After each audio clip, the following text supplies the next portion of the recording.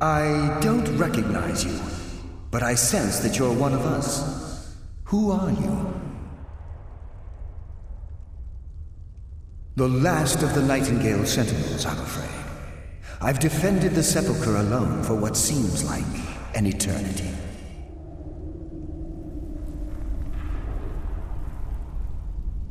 We were betrayed by one of our own kind. In fact, I'm to blame for what's happened here.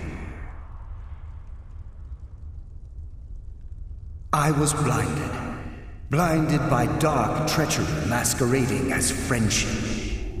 Perhaps if I had been more vigilant, then Mercer Frey wouldn't have lured me to my fate and stolen the skeleton key.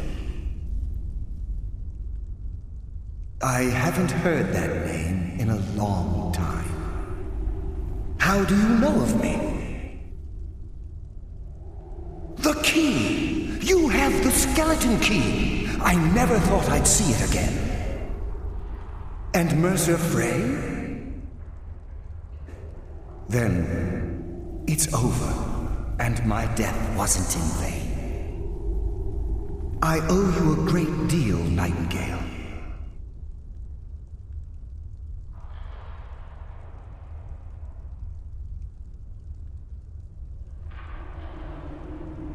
You've done the Guild a great deed, and although they may not show it, I'm certain they appreciate your sacrifices. My only regret is that you had to undertake this task alone. Carlia? She's still alive? I feared she'd befallen the same fate, ending up a victim of Mercer's betrayal.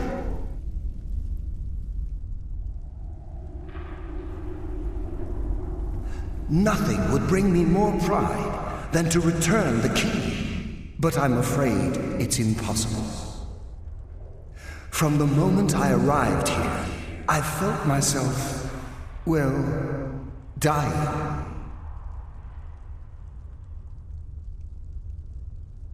The Sepulchre isn't merely a temple or a vault to house the key.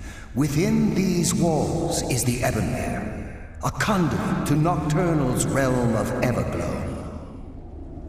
When Mercer stole the key, that conduit closed, severely limiting our ties to her.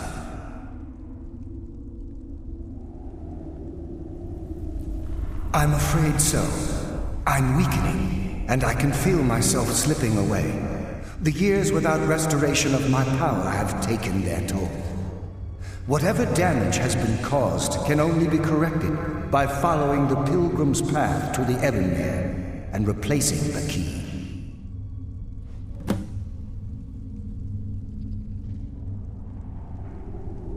With the Ebonmere closed, and their sudden severance from the realm of Everglow, I fear they've undergone a drastic change.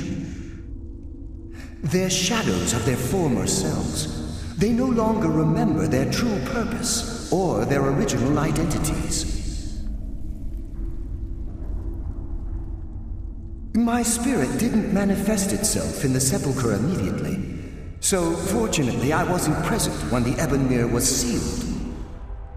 However, ever since that day, I've felt my power waning, slowly draining away.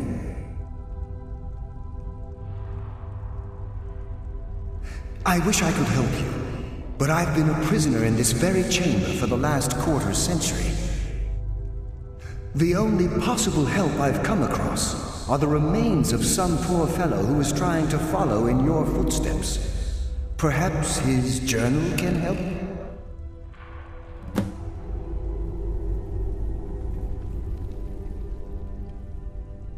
The Ebonmere is a conduit through which Nocturnal influences our world. Not through magic or blessings, but purely through luck.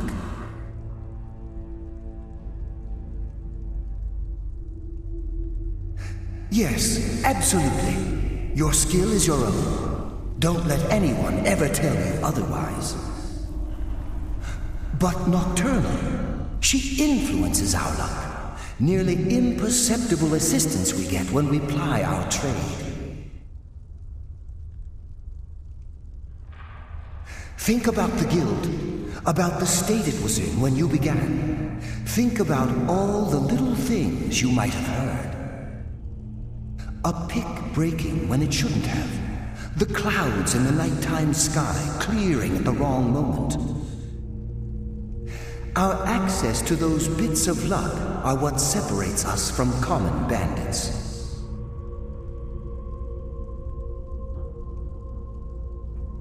Precisely. There are a few who still call nocturnal Lady Luck, and for good reason.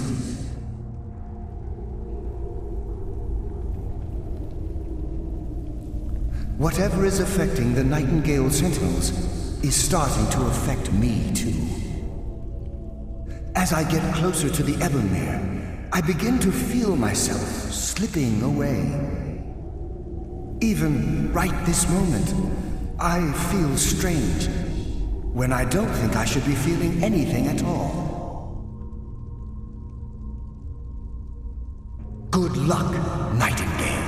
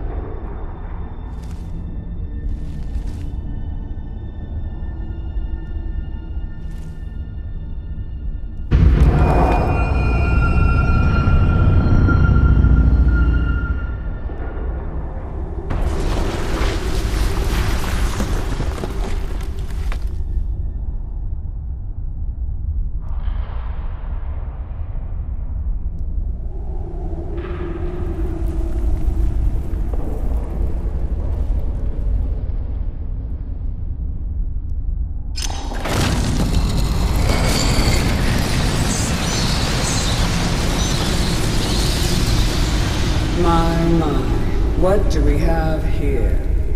It's been a number of years since I've set foot on your world. Or perhaps it's been moments. One tends to lose track. So, once again, the key has been stolen, and a champion returns it to the sepulchre. Now that the Ebonmere has been restored, you stand before me awaiting your accolades. A pat on your head, a kiss on your cheek. What you fail to realize is your actions were expected and represent nothing more than the fulfillment of your agreement. Don't mistake my tone for displeasure. After all, you've obediently performed your duties to the letter. But we both know this has little to do with honor and oaths and loyalty. It's about the reward, the prize. Fear not. You'll have your trinkets, your desire for power, your hunger for wealth. I bid you to drink deeply from the Ebonmere, mortal, for this is where the agent of Nocturnal is born. The oath has been struck, the die has been cast, and your fate awaits you in the Evergloam.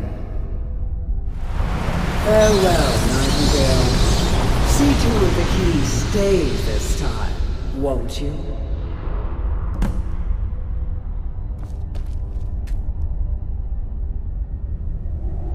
I'm glad you were able to bring the key back safely. Nocturnal seemed quite pleased with your efforts. I wouldn't take that to heart. It's her way. Think of her as a scolding mother continually pushing you harder to be successful, outwardly sounding angry, but silently content. I assure you, had she been displeased with you, we wouldn't be having this conversation. The circles at the base of the Ebonmere imbue you with powers befitting a Nightingale agent. The crescent moon represents the agent of shadow, the half moon for the agent of subterfuge, and the full moon for the agent of strife. This is Nocturnal's way of maintaining balance. If you ever feel the need to change your abilities, you can return to the Sepulchre and step onto a different circle. Be warned that once you've chosen, you can't reselect for at least a day. Now, your life as a Nightingale begins. Should the need arise, you'll be summoned to the Sepulchre in order to defend it. The Guild has welcomed me back with open arms.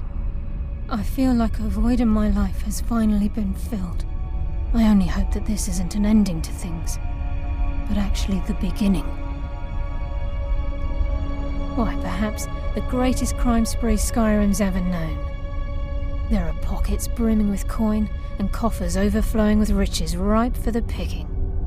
We may be Nightingales, but in our hearts we're still thieves, and we're damn good at what we do.